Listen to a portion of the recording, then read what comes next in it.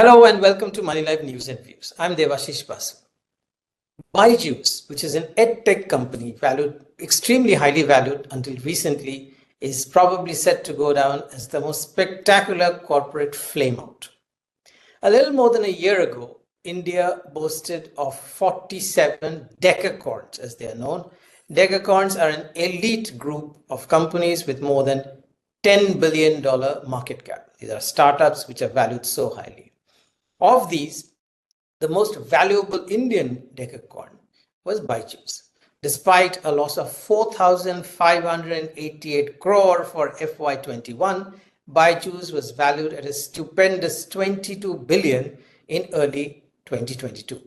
It even wanted to get listed in the US by merging with a publicly traded shell company in that country, which is called Special Purpose Acquisition Company, SPAC, at an eye-popping valuation of 48 billion. It was a huge bubble, propped up by Byju's deep-pocketed private equity investors. And then on Friday, that is last week, some of those investors voted at an extraordinary general meeting to kick out Byju Ravindran, Byju's founder and chief executive officer, and to reconstitute the board. Even if these investors gain control of Byju's, it is beyond redemption. Byju Ravindran set up Think and Learn, as the company is known, in 2011 and got his first funding in 2013 and launched what is called the Learning App in 2015. It became a case study in Harvard Business School. In 2015, commensurate with its meteoric rise, Byju's appointed Shah Rukh Khan as its brand ambassador, and over the next 7 years amped up the business with 29 rounds of funding to raise over $5 billion. Of this, it blew up more than $2.5 billion in 2021 and 2022 on desperate acquisitions to gain heft. In 2019, it became the jersey sponsor of the Indian cricket team. In 2022, it appointed Lionel Messi as its global brand ambassador and became the official sponsor of the FIFA World Cup at Qatar, in what would appear to be the peak of its fake glory.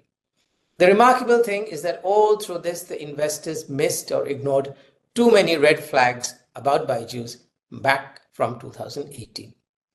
Number one, Byju's products weren't even attracting customers organically, but were pushed through aggressive sales tactics, which was called out by Dr. Anirudh Malpani, a well-known Mumbai doctor and now an angel investor. Dr. Malpani has written more than 50 articles in his blog, indianangel.in, starting with a September 9, 2018 article simply titled, and starkly as well, Byju's is a money-raising machine. The real question is, will it become a money-making machine too? The last of Dr. Malpani's articles was titled How Byju's Cheats Parents. Dr. Malpani diagnosed Byju's problems as follows. They taught their salespeople to missell by blaming and shaming parents who are vulnerable.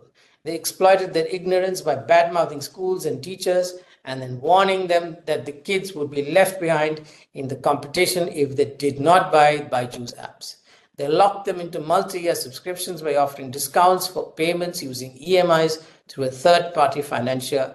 And once parents had signed these contracts, they were stuck and could not cancel.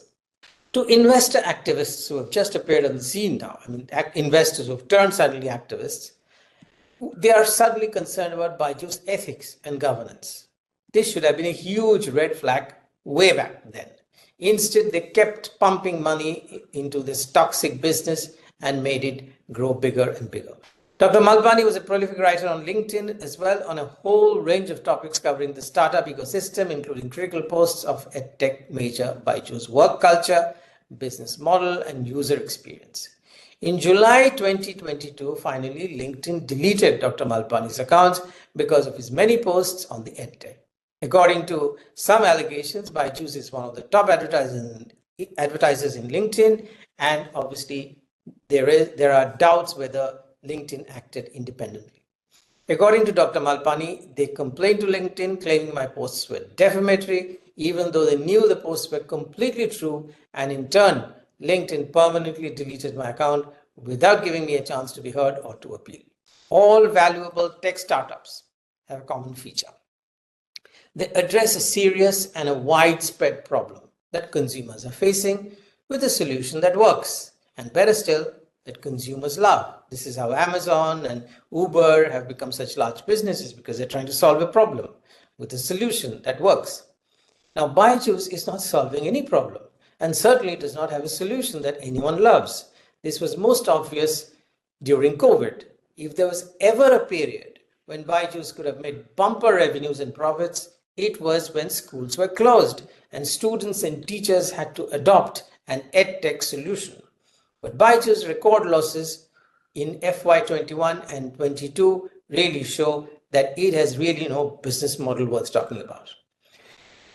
In December 2022, the National Commission for Protection of Child Rights, NCPCR, alleged that Byjus was stealing phone numbers of students and shaming and threatening them to buy its courses.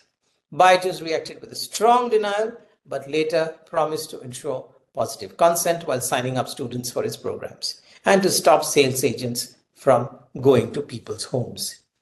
It has since lost cases in the consumer courts, and many employers have come forward to speak about steep targets and aggressive sales pitches. Without such tactics, Byjus would probably have a fraction of revenues and losses would have ballooned even higher. The fact is that massive layoffs, some 25,000 employees laid off from a peak of over 58,000 in 2022, employee grievances and customer complaints show that Byjus simply does not have a worthwhile business model, a basic fact that seems to have escaped the smart PE funds who put Byjus on growth steroids. In April 2023, the Enforcement Directorate conducted searches at Byju's parent firm Think and Learn Private Limited and Ravindran's house for suspected violations of Foreign Exchange and Management Act. In November 2023, ED issued a show cause notice alleging violations of 9,362 crore. In June 2023, as Byjus continued to totter, Deloitte Haskins and Sells, which has audited it since 2016 and was supposed to continue doing so until 2025, stepped down with immediate effect, stating that the financial statements of the company are long delayed. Byjus is all set to go the way of Housing.com and Zilingo. These are major, large, well-funded startups which just went bankrupt. It's only a matter of time. Indeed, the coup attempted by investors will ensure precisely that. It will be an enormous distraction for the current management, and if and when a new management takes over, it will discover that there is no worthwhile business to run at all. Losses will spiral, the best of employees would leave, and Byjus will face a solvency issue, having run out of cash. That's my prognosis about Byjus. Maybe I'm wrong. Let's see what happens. If you like this, please do share and please do subscribe. Thanks for watching.